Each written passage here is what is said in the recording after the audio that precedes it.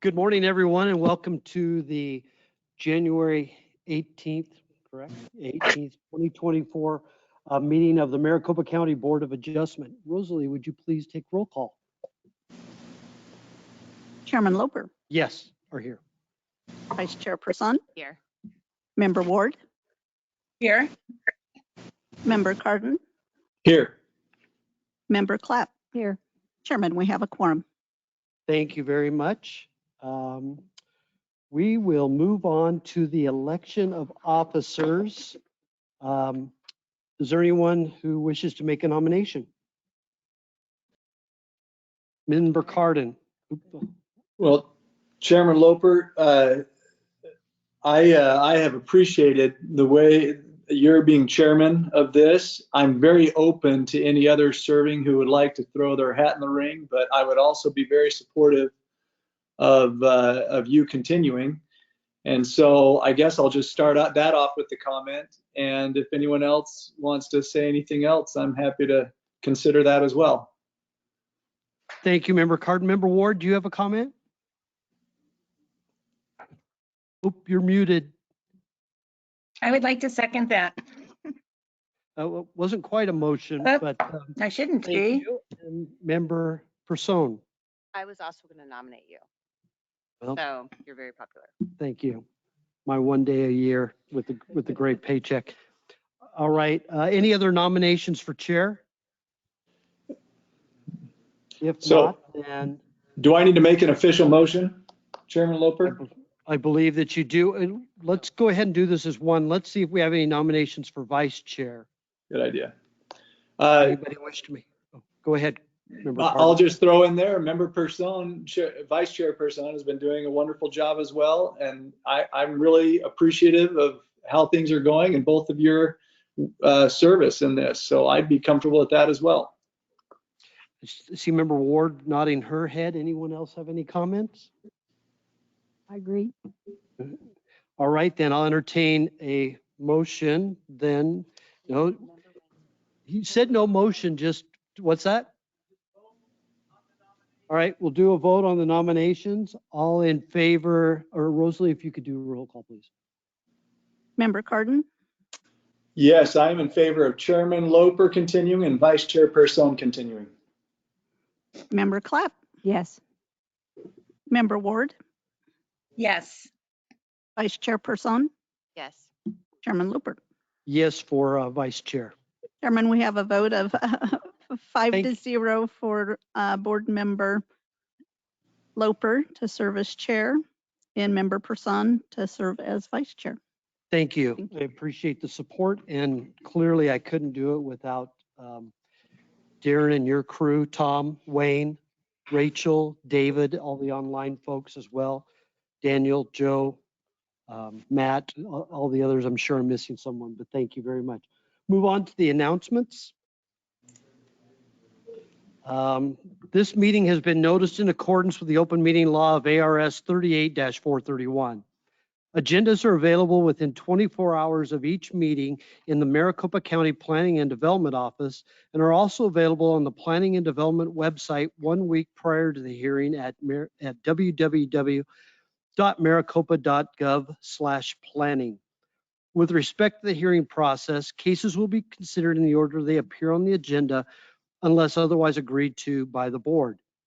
For each case, the applicant will be given a set amount of time to present their testimony.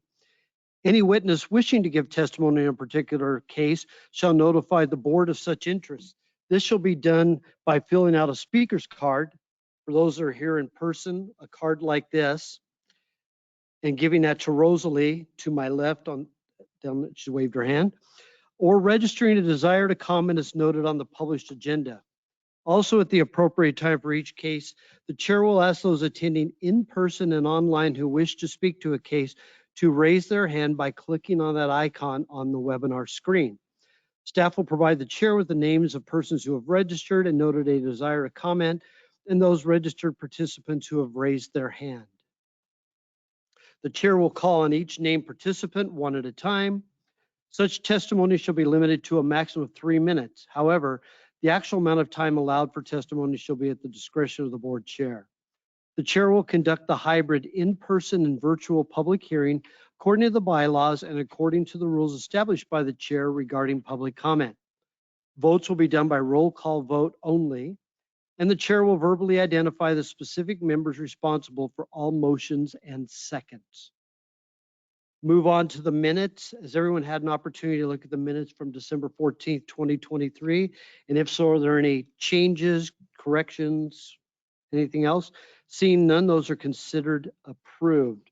Move on to staff announcements. Mr. Chairman, board members, first item on the agenda, BA 2023-050, is the Otero property, a variance request in District 1. That has been withdrawn. No action is necessary. And then agenda item 2 is V 2021-01864. It's code compliance review for a property in District 3. That is being continued to February 15th. You'll see it then. There's no action necessary. Thank you very much. As Darren mentioned, no action is necessary. We'll move on to what's listed as item number 3 under code compliance review, V 2023-01193. Darren? Yes, Mr. Chairman, board members, V 2023-01193 is code enforcement review for property in District 2 at 8813 East Avalon Street in the East Mesa area. It's for accumulation of junk trash debris and weeds. Case was opened June 6th of last year due to citizen complaints. There was an administrative hearing held October 12th, 2023. The respondent failed to appear. Hearing officer found the respondent responsible, ordered fines of $250 noncompliance penalty and a $25 daily noncompliance penalty to accrue until compliance was verified. No fine amount has been paid to date. The respondent appealed for this review with oral arguments via mail. The respondent argues that he is disabled and this prevents him from addressing the issues in a timely manner. The hearing officer made a finding of fact and reached his conclusion pursuant to section 1502 of the ordinance and pursuant to article 1504.3.2. The board may either affirm the hearing officer's judgment or remand the matter back to the hearing officer due to a finding of procedural error. I would note that I don't know if the respondent is present. The only means of communication we have is via regular U.S. mail or posting the property. So if the applicant is not present here today, I would ask that we could continue this matter to February 15th and we'll post the property for that later date. Thank you. Any questions of staff at this point by anyone? Any of the board members? All right, go ahead and open the public hearing. Is the respondent or applicant in the audience or online? Seeing none. I'm not aware that he's online. He is? Sorry, he is not online as far as I can tell. Thank you, misunderstood you.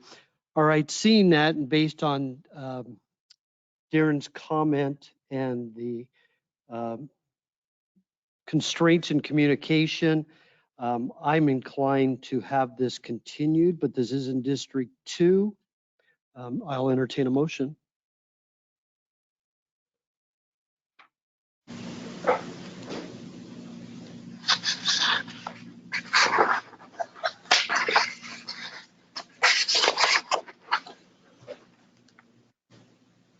Go ahead. Okay. Yeah, I move that we continue this item to the next meeting, which is February 15th.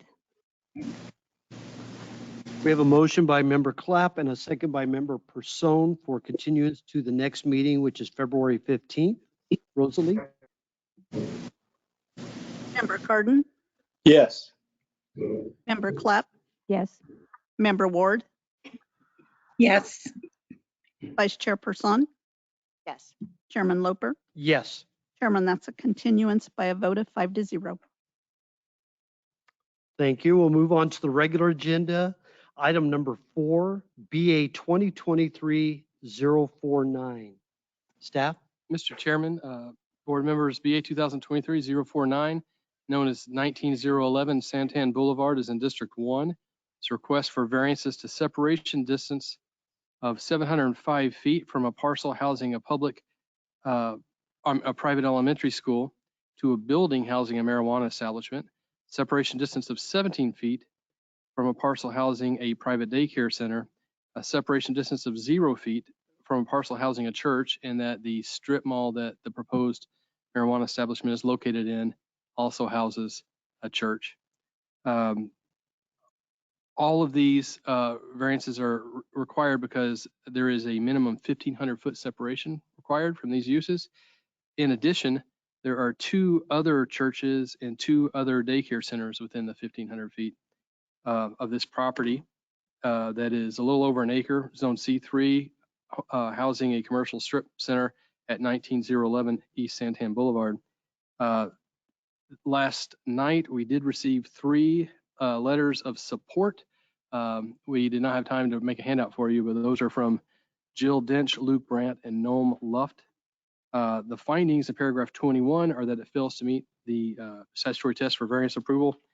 It's important to note that there is no peculiar condition facing the property that when presented with the ordinance requirements creates an undue physical hardship preventing reasonable development of the property. Point in fact, it is a commercial strip mall with multiple tenants. The site is simply inappropriate for a marijuana establishment due to the 7 protected uses within a 1,500-foot radius. I'm glad to try and answer any questions you may have. Thank you, Darren. Questions of staff, Member Cardin. Thank you, Chairman Loper. So I have a few questions, and I assume the applicant is there. I would ask the applicant to take note, only because I'll probably ask the same questions of the applicant. But first of all, in the staff report, or actually maybe it was in the arguments by the applicant, I saw that they talk about this being a use by right. And this may be a question for Mr. Peck, but what does that mean? Is that something you can share or enlighten me on? Mr. Chairman, Board Member Cardin, the use is permitted in the commercial zoning districts in the C2 and higher intensity zoning districts, subject to conditions. So it is not permitted by right if it cannot meet those conditions, which include the separation requirement. Okay. Another question, recognizing I don't think there's an obligation. I think all we do is a posting where there's a little sign saying there's a variance request on the property. Do you know, does the staff know if the applicant contacted the seven uses that are requiring this variance? Mr. Chairman, Member Cardin, I must defer to the applicant. I'm not aware. Okay, I'll wait till they present then. I saw in the staff report that this property could be in the planning area for Gilbert or Queen Creek. And I'm wondering, and the staff report mentioned that neither municipality has commented on this case. Were they asked to comment on this case by anyone? Mr. Chairman, we route all, and Member Cardin, we route all cases that require public hearing to registered areas of interest, and which include any city or town within a certain radius. So yes, they would have been notified, but we have received no comment today. Okay, so they've just, as far as we know, they've chosen not to comment. Correct. And then I believe finally, the staff report talked about an existing use, marijuana use, that's within a mile of this location. I'm curious, did that existing use require a variance to operate? Mr. Chairman, Member Cardin, to my knowledge, no, but I would have to check that. There was a variance approved for a marijuana facility in the Southeast Valley that was approximate to a church. But I don't believe that was the one that's nearby. Okay, that's what I'm remembering, but I couldn't remember where the location, what location. Okay, thank you.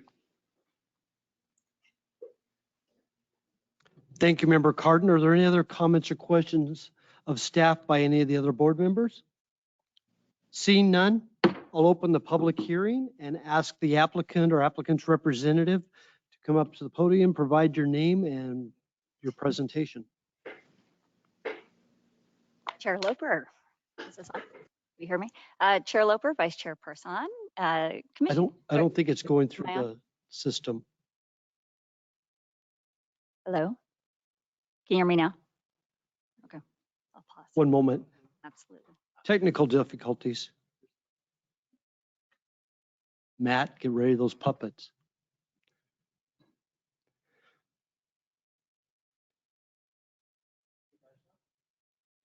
Testing, 1, 2, oh, there we go. Yep. I can hear. Thank you. Thank you, Martine. Also appreciate you. Perfect. Chair Loper, board members Lindsay Shuby with law firm of Gamage and Burnham, 40 North Central, Phoenix, Arizona, 85004. So thank you so much. As discussed, we are here requesting variances for a dispensary in the Southeast Valley. So let's start with the regional location. Again, as stated, we are on a county island south of Gilbert and south of Queen Creek. As Commissioner Cardin, the question you asked, yes, as we know, right, billboards and other cases, these jurisdictions are all notified, and when they do have a problem, at least from everything I've seen, they tend to speak up. So no comments right now from Gilbert or Queen Creek on this application. Here is an aerial map of the facility in question. Again, the property is improved with 8 suites. It's a commercial building. Story Cannabis, the applicant today, if approved, will occupy 2 suites, 103 and 104. It's closer to the west side along Grapefruit Drive. So again, it's Santan Boulevard, Grapefruit Drive, and we would occupy the two most westernly suites. So a little about my applicant, Story Cannabis. They're headquartered in Phoenix. They have 18 retail locations in 3 states, as well as other cultivation and infusion locations. The application in front of you today is strictly for a retail application, no cultivation or infusion. They do have a proven track record. The principals of Story have been in the marijuana space in the state of Arizona since 2010. They were some of the original licensees, and therefore, and their head of security also has been part of the cannabis space in the state of Arizona since 2010.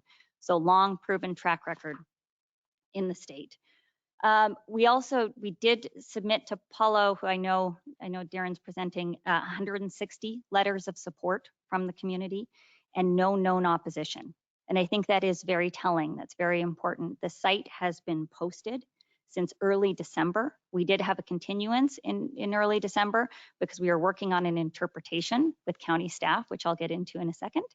But we did have 160 letters of support that were submitted to the county, as well as the 3 that were received last night. And I believe there are 3 speakers today in support of the application as well. So what is the application request? 3 variances.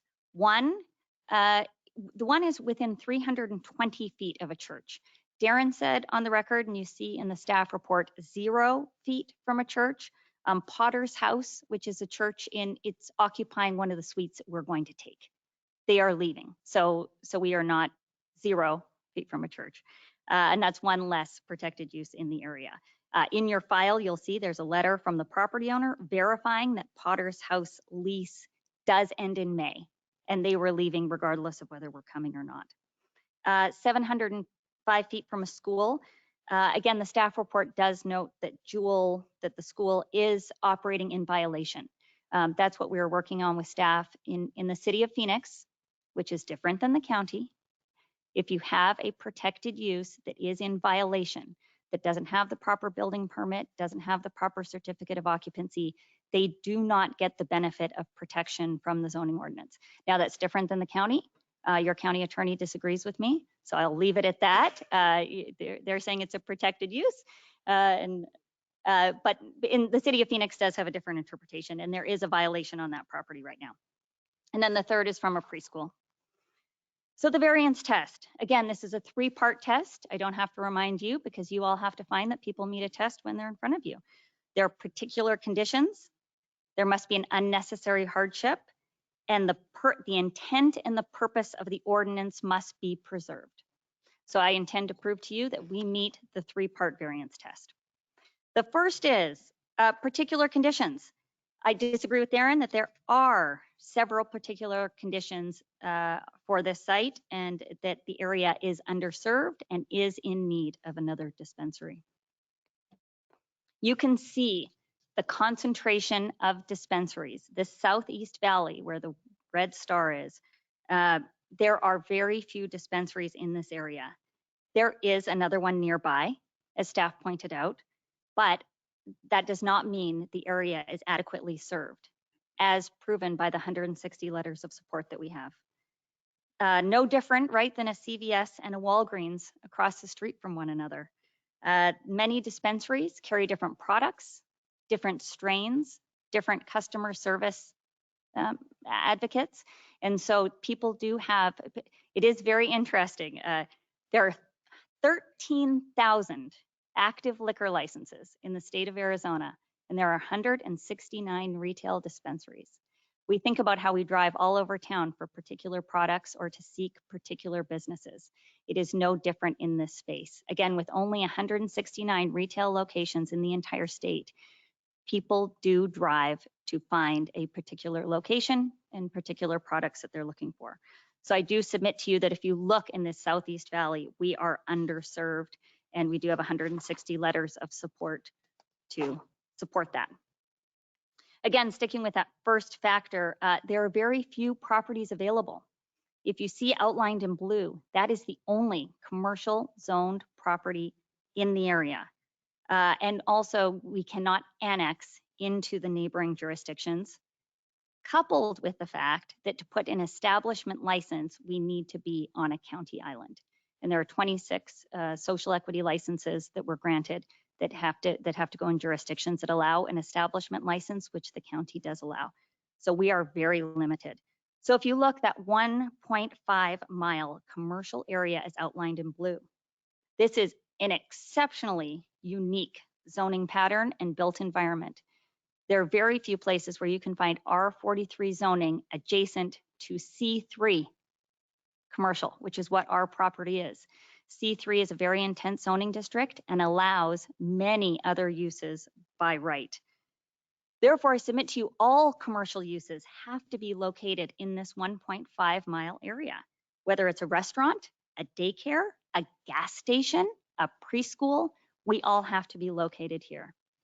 If you look at the next slide, again, this 1.5 mile area is now outlined in yellow.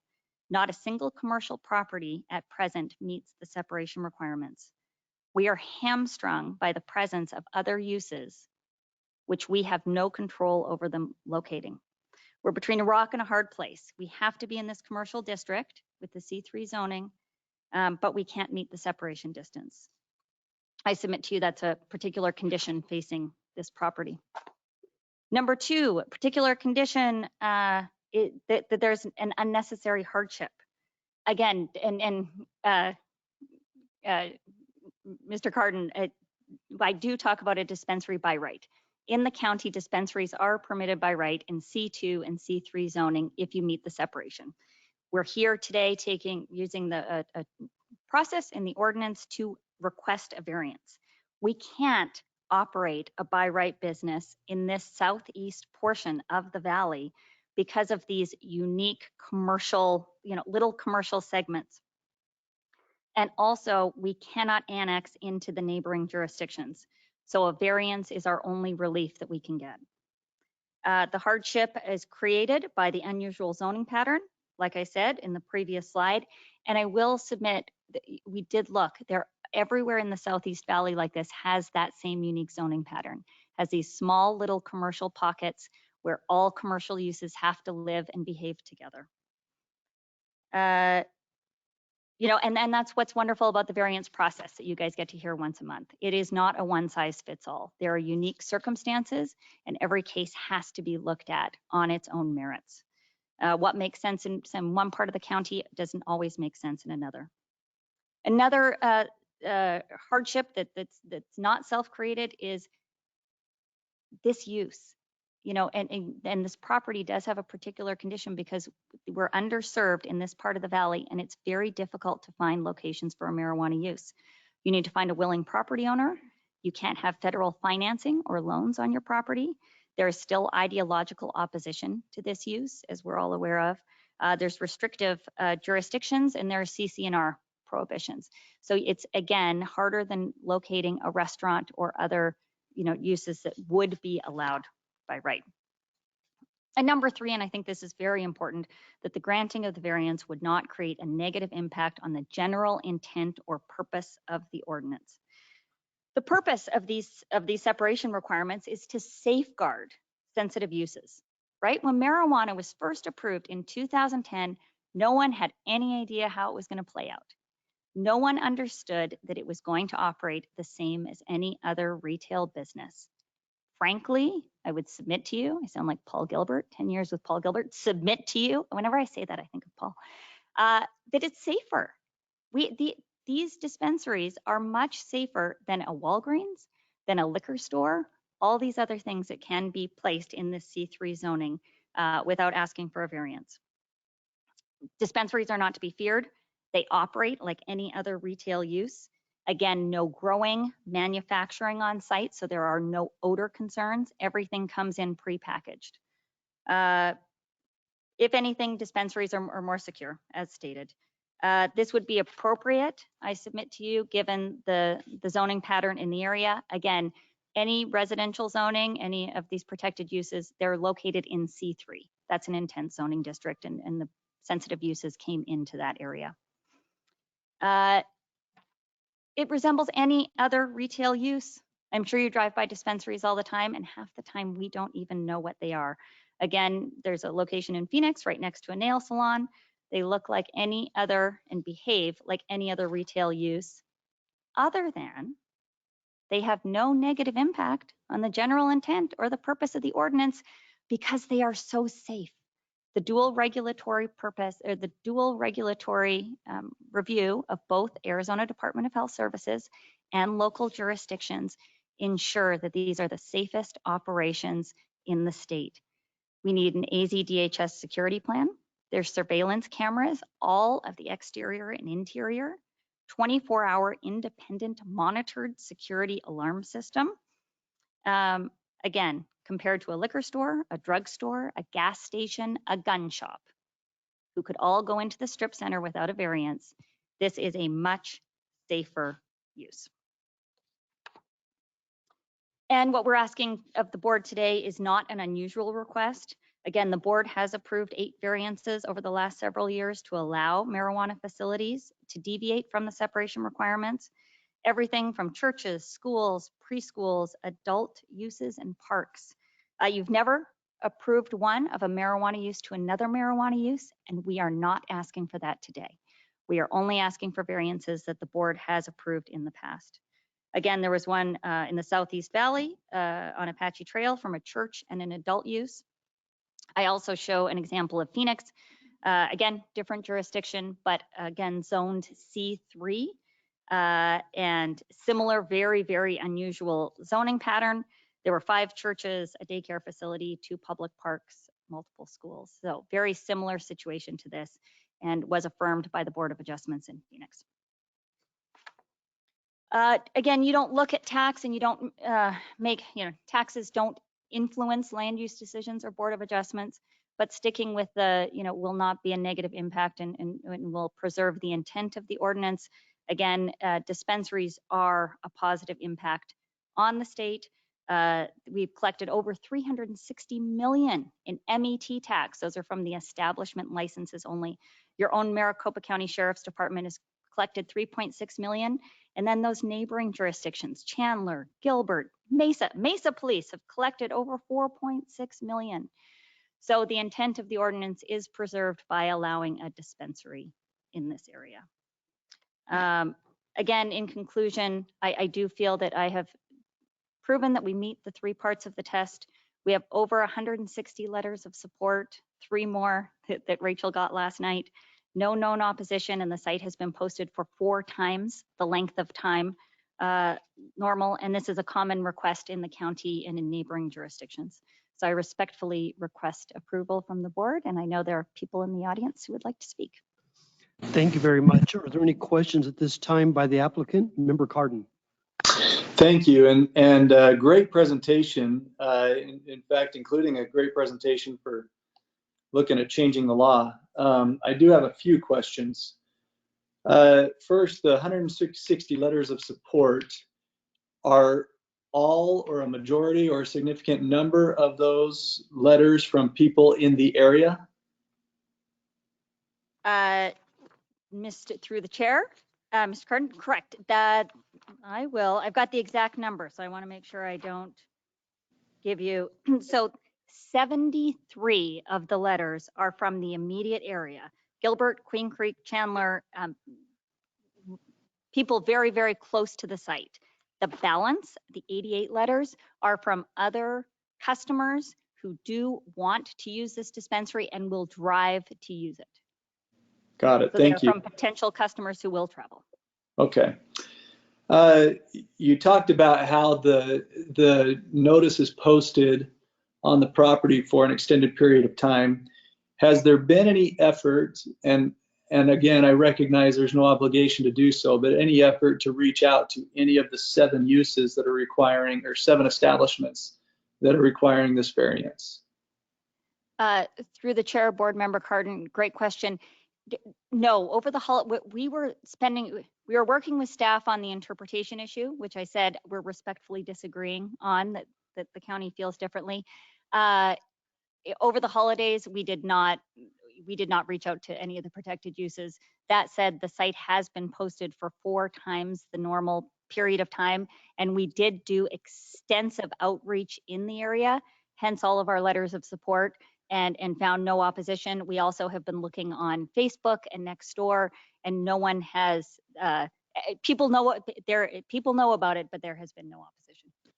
And just to confirm, the extensive outreach probably did not include a specific letter, anything to those 7 locations? Through the chair, board member Cardin, correct. We did not explicitly reach out to those. Okay. And again, recognizing you have no obligation to do so.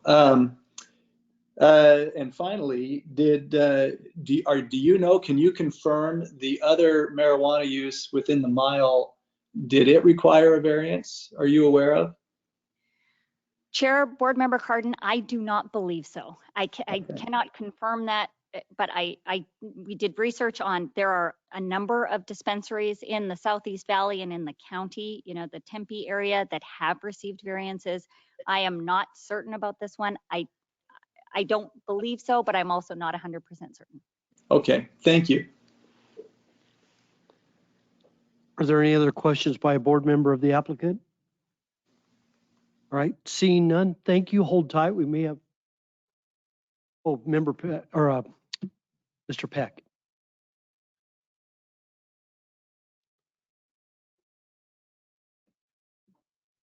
Because this is a marijuana dispensary, and because we've had and remain in litigation with this board on that issue, I need to provide you with some legal guidance. First, I'd like to say that Member Carton was correct, that the applicant has made an excellent presentation as to why the law should be changed. But that's not what you do. You have to take things as they exist today. It's the same thing with the church is going to move. The church has not moved as of today. You have to look at the situation today. I also want to point out, the ordinance never uses the phrase protected uses. I know Ms. Shuby, whom I've known for years, have a great deal of respect, as an excellent land use attorney. She has used it, and many other applicants have used it. The ordinance doesn't talk about that. So jumping ahead to the third intent and purpose, you have to decide why the Board of Supervisors put these in. Is it to protect those other uses? Is it for some other reason? Okay. But Ms. Shuby kept telling you that the statutory test is a particular condition, and that is not the statutory language. The statutory language is a peculiar condition, which the Court of Appeals has told this board, because you were the party to the case, means a peculiar physical condition of the property seeking the variance.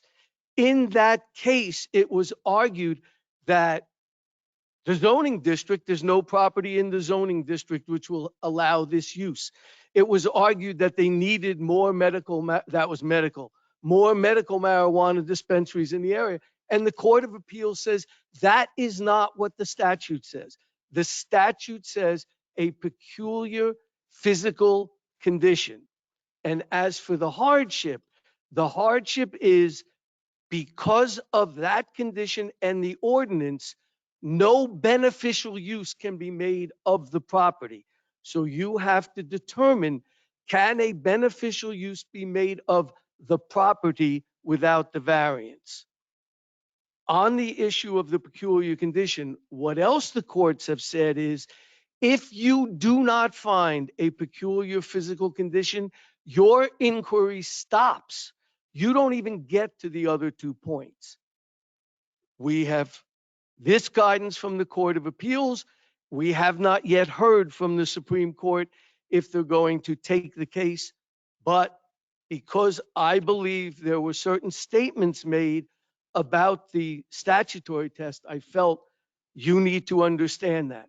The other thing you need to understand is, in a municipality where, and I know Greg and Heather, you've heard me say this 1,000 times, the statutes for municipalities and counties are markedly different.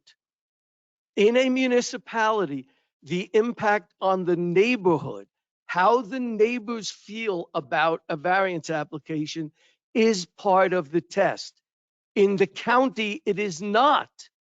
Okay, the only question is, how does it impact the ordinance? So with all due respect, 1,000 letters for, 1,000 letters against really have nothing to do with the statutory test as it's set out in Arizona law. I'll be happy to answer any questions. Thank you. Very informative. Any questions of our county attorney at this time?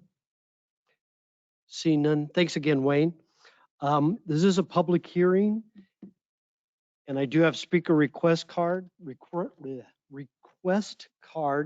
and a couple of copies of emails. Darren, these may have been ones that you sent to us, but Luke Brandt and Noam Luft both wrote emails in support of this application. I have 3 speaker request cards. In no particular order, I'll call out the name. Tara McIntyre says she's in support and does wish to speak. Is that still the case? Okay, come up if you could and provide your name and go ahead with your comments. Good morning. My name is Tara McIntyre. I live on the Gilbert border in Chandler with my husband and my 3 children. I'm here this morning to voice my approval of the new dispensary that is proposed to be built on Santan Boulevard. My husband is in the medical field, and after research that we have both done, we've chosen to use CBD products over prescribed medications from his doctor to manage his chronic pain due to an accident that he had back in 2014. I feel that CBD and other cannabis products are an alternative to traditional pain pills that can effectively have negative long-term effects. Because of that opinion, I feel that having more dispensary options is a positive thing, and this is a welcome new build in our area. Thank you for your time. Thank you very much for coming today. Any questions of the speaker?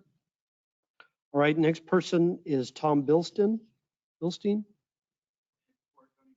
Don't need to speak. All right, and Steve Chukri, wish to speak?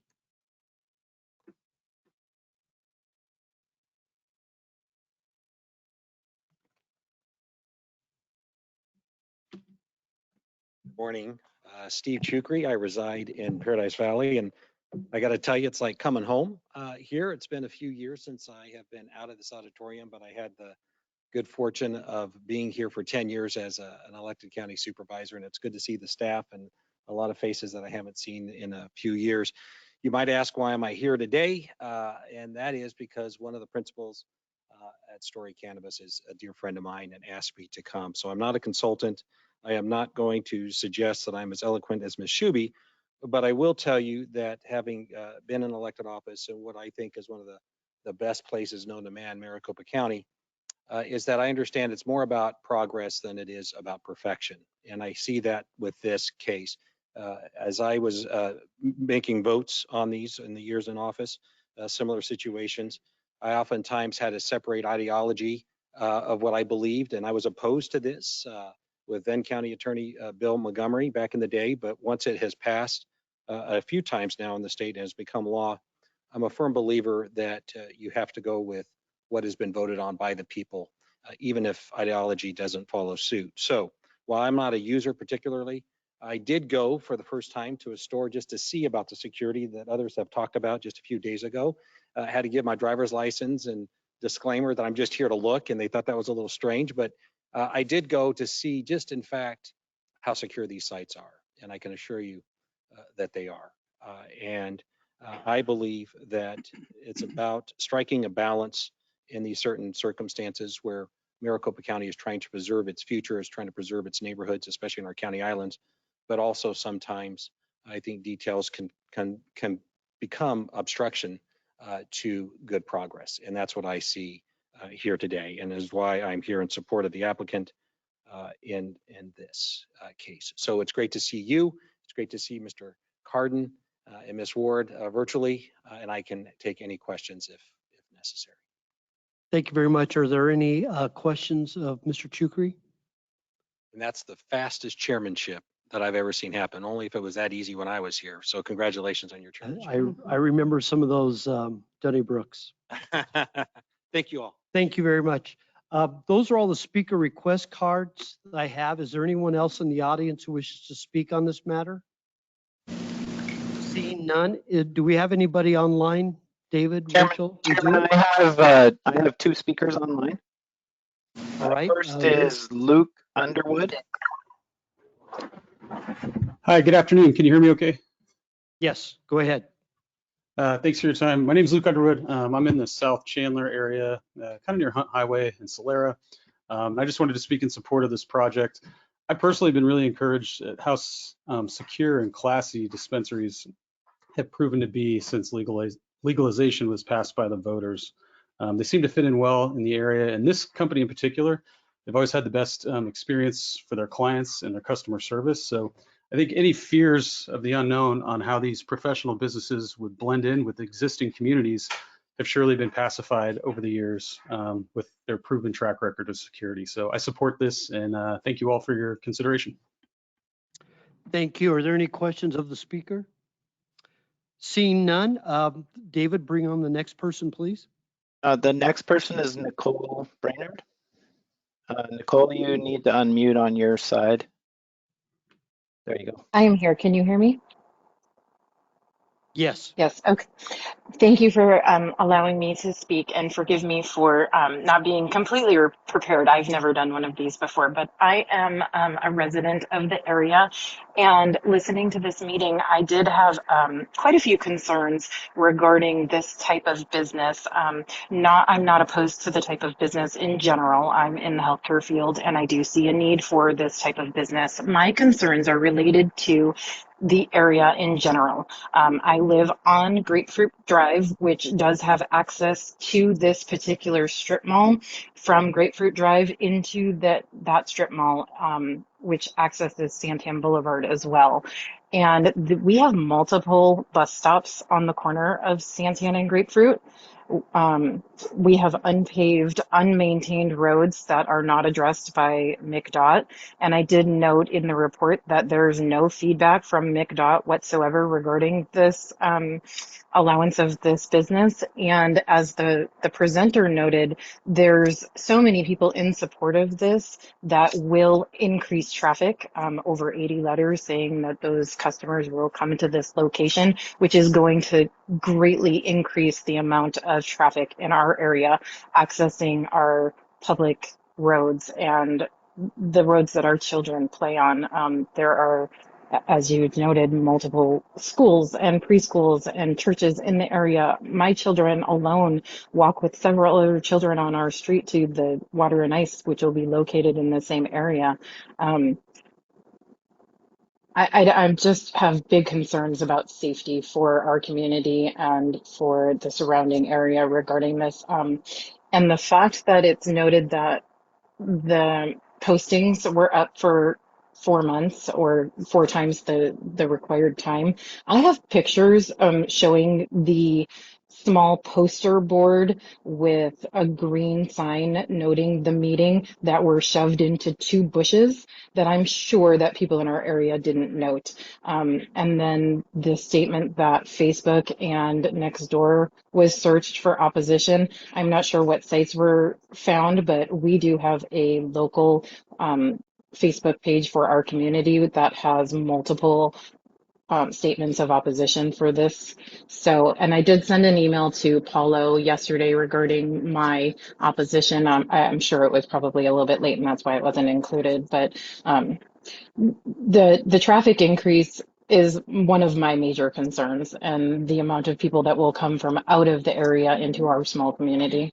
And I'd like to know how that would be handled.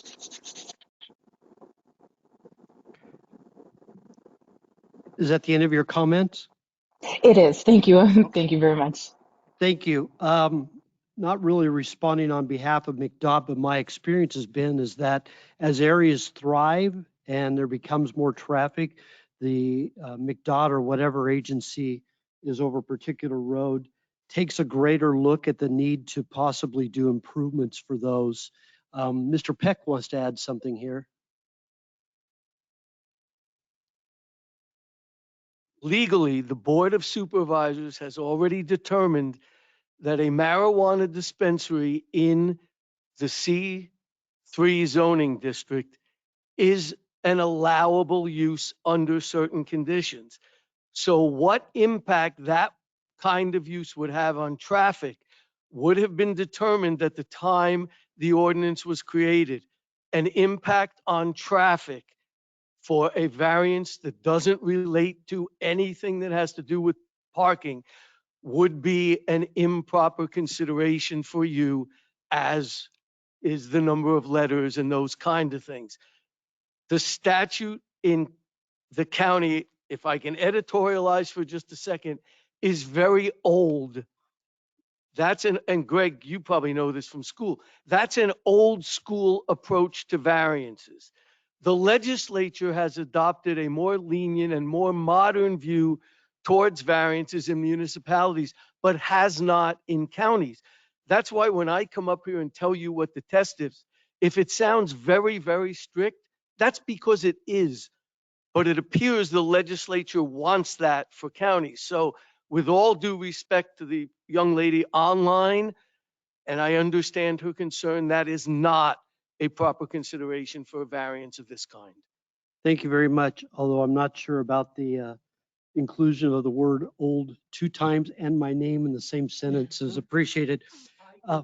You definitely could do that. But Wayne, just kind of following up on that, no different than if a Circle K or a grocery store or whatever retail or whatever use was allowed in C3, those impacts are already part of the approved zoning. They're Correct. figured into it. And that's why my comment to Member Carton was, he's right. There appear to be, and you know this because you've had a number of these applications, there appeared to be some issues with the ordinance, which was adopted right when marijuana use came in, but you don't get to address that. But you are correct. Once the legislature, the Board of Supervisors, has determined that these uses are appropriate in there, they were supposed to consider things like impact on the neighborhood, impact on traffic, those kinds of things. You are correct. Thank you. I will say to the person just speaking, I would encourage you to reach out to McDOT as best you can and talk to them about the road situation in your area. Do we have anyone else online? There's no one else online. I'm sorry, I didn't catch that. Nobody else? Okay, good. Any final comments before I close the public hearing? Chair, members of the board, thank you so much. I would just say to you, correct, I'd agree that the traffic isn't an impact. Again, it is permitted use in C3. And I do find when dispensaries go in, there's a reinvestment in the area. And less traffic, frankly, than a lot of uses that could go in today without a variance. And last, I just disagree with Mr. Peck that there are peculiar circumstances. Apologize if I, or peculiar conditions. I work in so many different jurisdictions and the tests are different. There is simply nowhere else for us to go. And with that, I respectfully request approval. All right, thank you. Any other questions of the applicant by any board members? No one else in the public wishes to speak. I'm going to close the public hearing and turn it over to the board for discussion and or a motion. Member Cardin.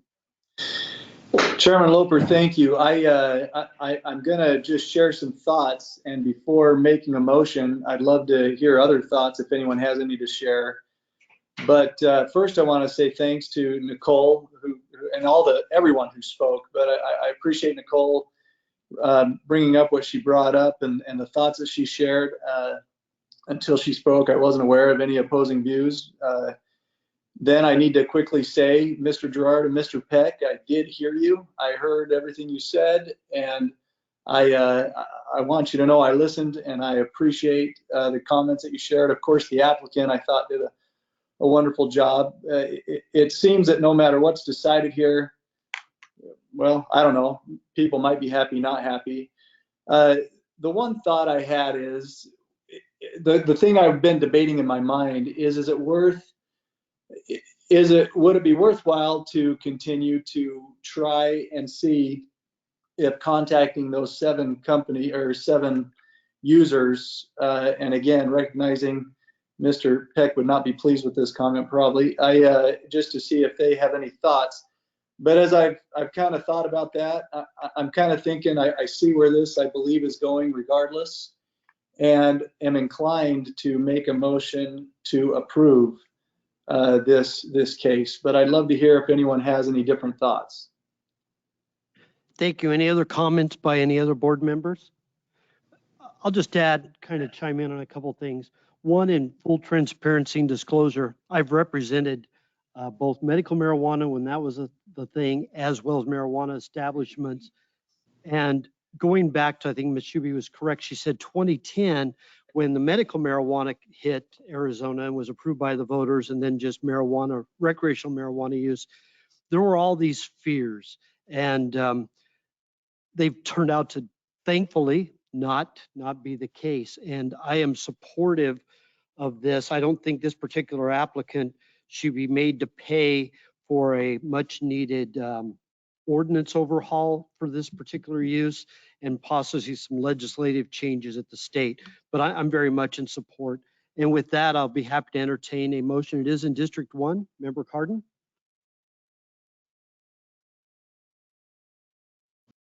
Chairman, thank you. Just before I make a motion, if I may, if there's any other comment, it sounds like I'll give it 3 seconds here before I make a motion. Not seeing anybody. Okay, then I would move that we approve BA 2023-049 per the arguments of the applicant, and then per the staff report, the notation regarding approval. We have a motion for approval by Member Cardin. Is there a second? Second. We have a second by Member Ward. Rosalie, if you please take roll call. Member Cardin, Yes. Member Clapp, Yes. Member Ward, Yes. Vice Chair Person, Yes. Chairman Loper. Yes. Chairman, that's an approval by a vote of 5-0. Congratulations. We'll move on then. Member Person had to step away for a moment. We'll go ahead and move on to the next item on the agenda. BA 2023-059. Daniel? Thank you, Chairman and members of the board. Case BA 2023059 is for the Halverson property in Supervisor District 3. The site is located at 41 East Tanya Road in the Desert Hills area, is zoned Rural 43 and is approximately 1 acre. The request includes the following: a proposed front yard setback of 13 feet from the edge of the ingress-egress easement along the western property boundary, where 40 feet is a minimum permitted per MCZO Article 503.4.1. The residence was permitted in 2003 with the western property line designated as the front. The residence meets the required 40-foot setback measured from the 10-foot ingress-egress easement for Tanya Road that serves as access for this and for other surrounding properties. A 30-foot drainage easement has been recorded along the eastern property line from the property to the north and to the property to the south. A total front yard setback of 50 feet from the western property line would typically be enforced during building permit review. However, the RV shade addition was built without building permit review around 2021. By June 15, 2022, the owner does apply for a building permit due to code enforcement action. After the initial review of the building permit, the owner was notified on July 13, 2022 that the as-built structure did not meet the front yard setback requirement. Given that the addition is as-built, this variance is required in order to ensure zoning clearance for the pending building permit. The permit must be completed or the unpermitted construction removed in order to remedy the violation. The applicant has provided 4 letters of support from surrounding property owners who use Tanya Road easement to access their properties. The applicant has failed to demonstrate that there is a peculiar condition facing the property because the drainage easement has not prevented from reasonable development of the property, including the existing single-family residence. The applicant has failed to demonstrate that the strict application of the zoning ordinance to the applicant's property has caused undue physical hardship that prevents the development of the property. The property has been developed with a single-family residence. There are alternatives available to the property, such as reducing the size of the addition, thus the variance is not warranted. And the applicant has failed to demonstrate that the peculiar condition, physical hardship, is not self-created in the line of title, and that the property owner built the subject addition without the benefit of building permits, resulting in the violation. However, if the board finds that the application has proven entitlement to the variance, then the board must state for the record the basis for that determination with findings and conclusion in a motion to grant the relief sought. In such event, staff would offer the following to memorialize the variance approval. Variance approval establishes a 23-foot total setback line from the western property line or 13 feet from the edge of the 10-foot ingress-egress easement street line for the western property line of APN 211-23288. Happy to answer questions. Thank you. Thank you. Great presentation, Daniel. Are there any questions of staff at this point by any board member? Seeing none, go ahead and open the public hearing. Is the applicant or applicant's representative in attendance? If you could please come up and provide your name and then talk to us about your need for the variance.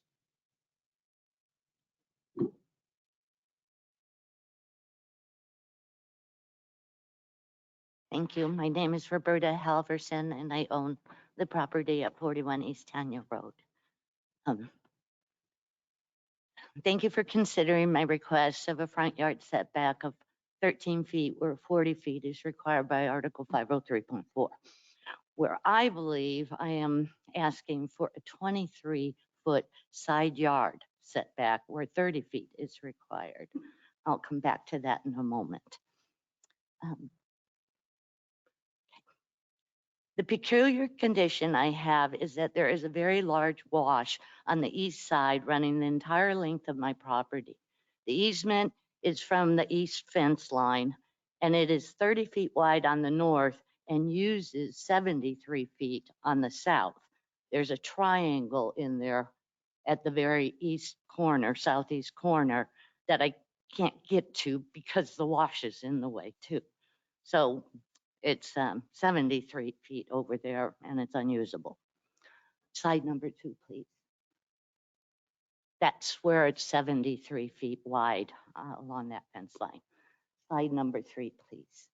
It's nice when it's dry, but when it rains like it did in July of 21, the water encroaches even further than that easement. It's just unusable, and it takes up a quarter or 0.26 acres of my property, which is only 1 acre. Next slide, please. The west side was where the RV port was built. Here, the concrete driveway The fence, the gate, the power, they all already existed when we purchased the property. And additionally, it provided some shade on the west side where there are only 3 windows. There's no man door on the west side of my house. It provided a drive-through without having to back up or make a 5-point turn. We built it attached to the house as it provided a wall of protection and was more economical than a freestanding ugly metal structure. The rear yard was not feasible because we couldn't attach it to the house and there's no room to turn. There's a leach field in the way. Next slide, please. Leach field in the way and a very large tree in the southwest corner that I'm not showing on that, along with the wash, preventing it from going there. Next slide, please. Here I'm just showing a photo looking at my property from Tanya Road up at the top. It's just a private access easement and it's never to be a real road. I have a large paver driveway to park on the north side of my house. We did not build on the north side of the house because this is the front of my house, facing north towards East Tanya Road. Next slide, please. It's a 59 by 165 foot front yard with landscaping. My front door is on this north side. Next slide. My rear door faces south. So that's my orientation that I felt I was at when I built it. The RV port is there on the left. Next slide, please. This is just looking down the road from the opposite way up towards East Tanya Road. I guess the hardship is that not only is there a large drainage easement limiting space to build, but the fact that it is already built on the west side, which is what we considered our side yard. Even so, I'm still going to need a variance, even if it is the side yard. The only doors on the west side of my house that face this access easement are those 2 garage doors. There are no other doors. So to my point in the beginning, I would like you to consider that my front faces north and I'm asking for the 23-foot setback, side setback, where a 30-foot is required. I'm trying to lessen the impact of this request. Next slide, please. In the next subdivision over, the next block from me, my house is shown there in about the center. It's that same unregulated lot split configuration that I think I've heard talk about in here. 3 of these houses on that street are built within 40 feet of the easement line. 2 of those are 31 and 37 feet from the property line. It's as if they face north towards the main thoroughfare on Tanya Road. Next slide. This is another subdivision just to the south of me, same configuration, where they are 22 feet and 29 feet from the easement or road edge, or 32 feet and 39 feet from the property line. So I got a little confused at how these homes are determined to have a front facing north or south, and this is just off Irving Road. When mine is told to face west. So I would just add to the hardship of the limited space due to the easement, and then it's already built, that I have to face west and call that the front of my property and endure some extra, and endure the front easement rather than the side easement. I don't believe that this does any damage or intent to the purpose of the ordinance. My neighborhood is comprised of residential homes and horse properties, many of which are corner or 3-streeted lots. And they build barns and horse hotels, metal structures and garages 3 feet from the property line because they're allowed to. But it's that up against the road that is prevalent in that area of structures. So I don't believe it presents any safety concerns or the intent of the ordinance. So thank you. That's what I have. Thank you, Ms. Halverson. Two comments real quick to you. One is very beautiful home. And number two, that was an outstanding presentation. You heard previously by a zoning attorney who does that for a living. And we hear from a lot of them. That I have to say is one of the better presentations by a non-attorney and even beats many of them. So thank you for that. Are there any questions of the applicant from any of the board members? Member Person. Daniel, I have a question for you. Ms. Halverson mentioned how some of these other examples in the slide on the screen, they're using the side yard instead of the front yard, but I'm confused looking at this picture because they don't have any other roads. So could you just clarify? That's right. So when we're looking at the configuration of the 5-acre parent parcel, we for the zoning ordinance, we define the front of the lot as the shortest side with access. However, for this permit itself, the building history, it was permitted with the front notated as that side facing Tanya Road. So, Mr. Chairman and Member Person, just to clarify further, regardless of how the house is oriented, where the front door is, by ordinance definition, the front is along the street frontage, the street line. And in the instance of a corner lot, it would be the shortest frontage. So people may orient their house along a cul-de-sac such as this, a north-south cul-de-sac, looking north towards the connecting street. But by definition, the front, where we determine the setback for the front and what determines the rear lot line, is going to be the frontage. So in this instance, the west is the front. It's the only street frontage. Okay, and that makes sense to me. I was confused about these other two on the example, the 32 East Irvine and 18 East Irvine. Wouldn't the front be both facing that street? From what I'm seeing, I agree, but I have no idea about the. Okay. Thank you. I just wanted to understand. Thank you. Any other questions of staff at this time by any board members? All right, hang tight. We may have other questions for you. This is a public hearing. Is there anyone in the audience who wishes to speak on this item?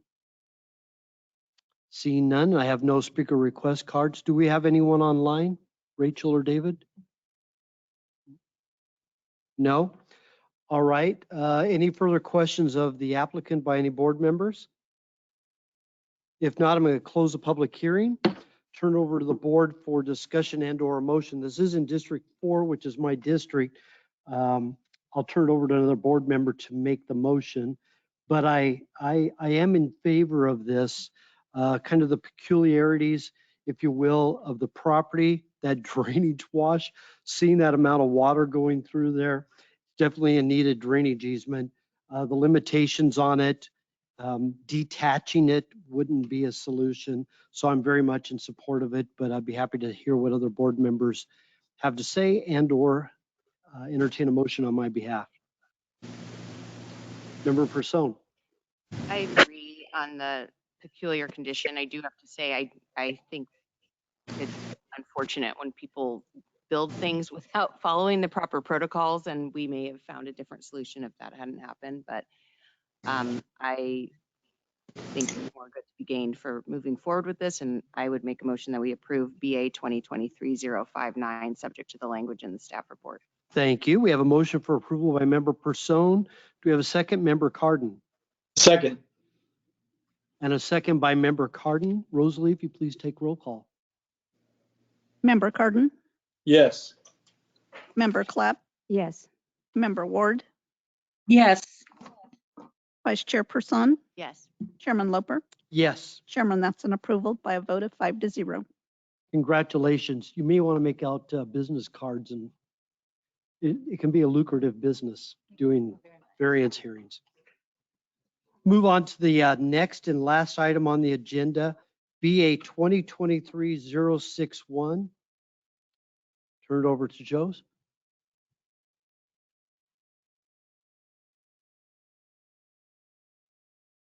Thank you, Chairman, members of the board. Case BA 2023061 is for the Shoals property in District 4. The property is located at 29612 West Eagle Drive in the Palo Verde area. Next slide, please. The request is for a proposed side west setback of 20 feet, where 30 feet is the minimum permitted. The subject property is the result of several minor land divisions over the past several years. However, the lot is about 1 1/4 acres in size, meets the required minimum lot width, is generally normal rectangular shaped, and is relatively flat. Next slide, please. There is an approved and issued building permit for a single-family residence with 6,778 square feet under roof on the property. The initial submittal of the building permit included a 10-foot covered patio on the western elevation of the residence. However, the patio encroached 10 feet into the side yard setback and was correctly called out by zoning review staff. Next slide, please. Subsequently, the site plan and building plans for the residence were revised, as seen here, to remove the portion of the covered patio within the side yard setback, after which review staff found the plans compliant with setback requirements and approved the plans. Next slide, please. During one of the footing setback inspections of the residence, the inspector noted patio piers within the western setback area, which did not match the approved plans. The inspector did note that the piers were removed. However, it was after this inspection that the variance request was submitted. The variance would allow the applicant to submit for a building modification permit to modify the approved plans so that they include the 10-foot covered patio on the western building elevation. With that said, staff has found the applicant has failed to demonstrate that there is a peculiar condition facing the property, as the subject lot is relatively flat and of regular shape. The ability for the applicant to reasonably develop the property has been demonstrated by the fact that there is currently an approved and issued building permit for a residence on the property that conforms to all zoning requirements. The applicant has not demonstrated applying the requirements of the zoning ordinance to this property that has these peculiar conditions that an undue physical hardship exists because the property is relatively flat, void of unusual geographical features, and has already proven to be able to accommodate residential development via the approved and issued building permit on site. If the board finds that the applicant has proven entitlement to the variance, staff offers the following to memorialize approval. Variance approval establishes a 20-foot west setback for APN 401-13005R. At this time, I'd be happy to answer any questions. Thank you, Mr. Mueller. Great presentation. Are there any questions of staff at this time? Member Person. Hi, Joseph. So I just want to make sure I have this straight. They submitted a plan, construction set. It showed this patio. They were asked to remove it. The plans were approved with it removed, and then someone now is trying to construct it.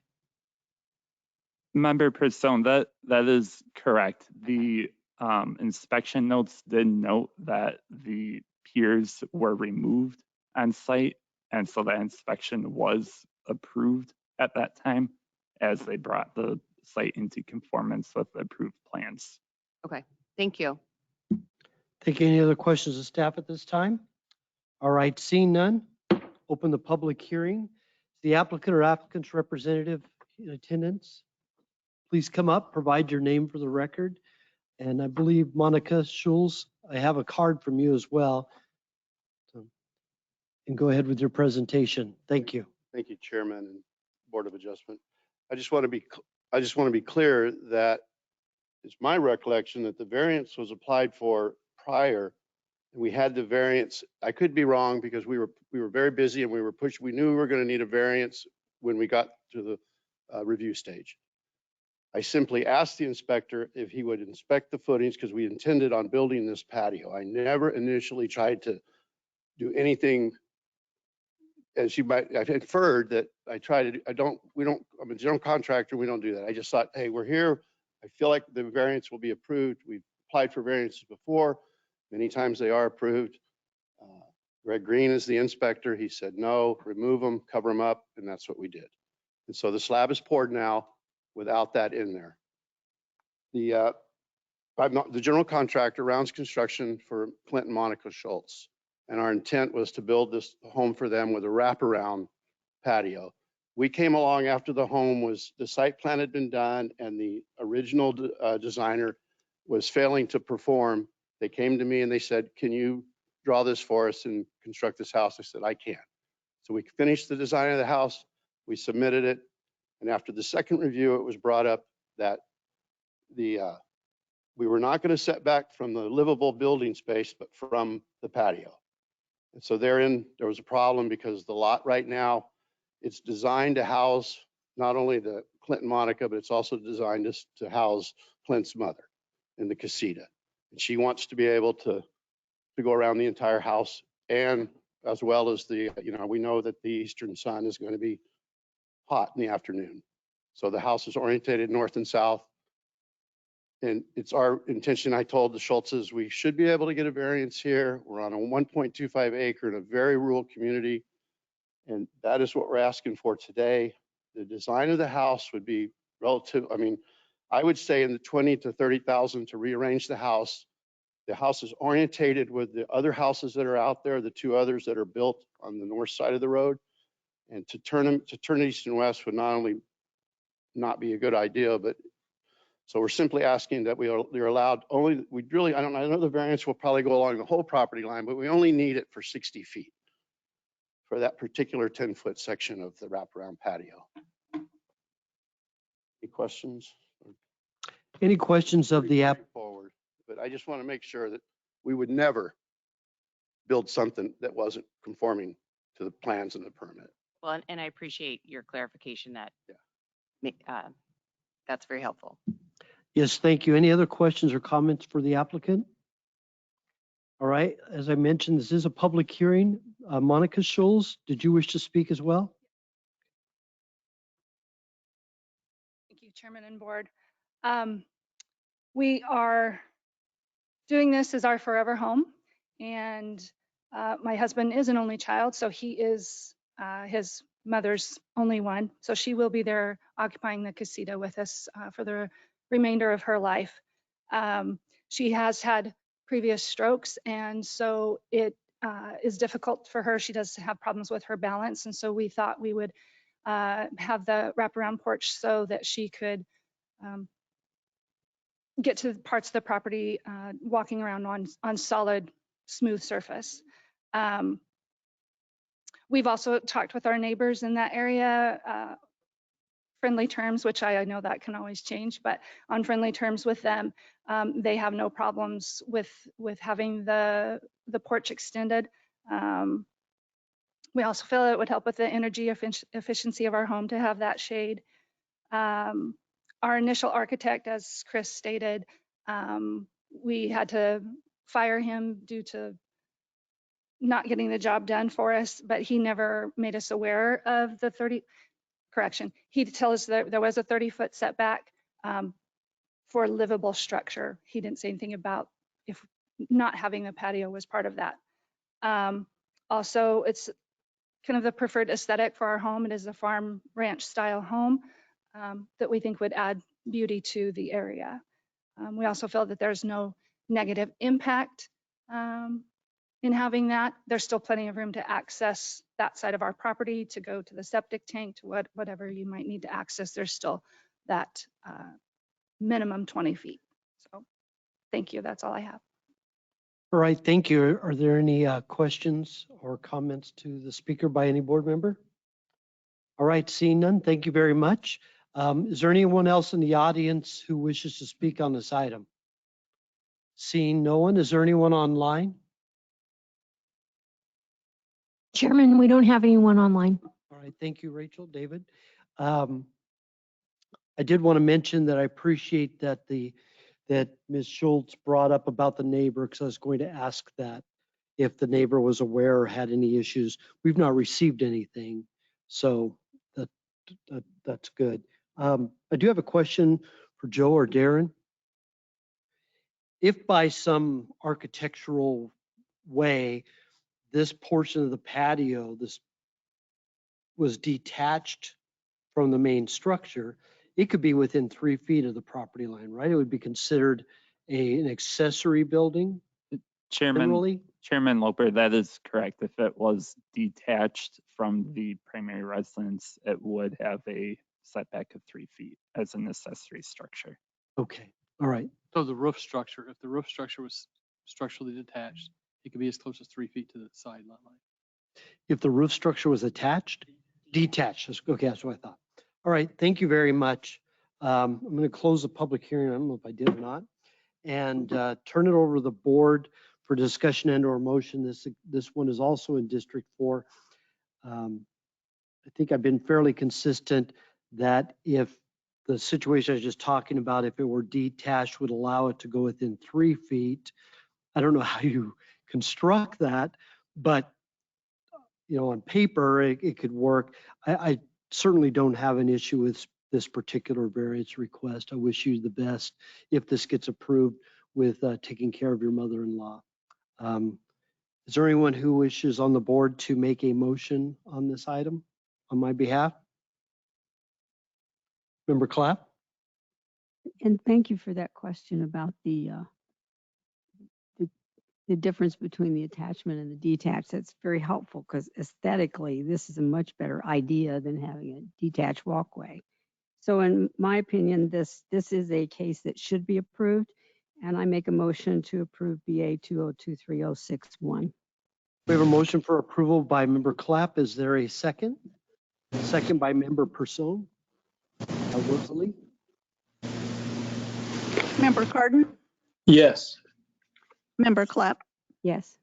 Member Ward, Yes. Vice Chairperson, Yes. Chairman Loper. Yes. Chairman, that's an approval by a vote of 5-0. Thank you. Congratulations. That's the last item on our agenda, and we are considered adjourned. Thank you. Thank you, everyone.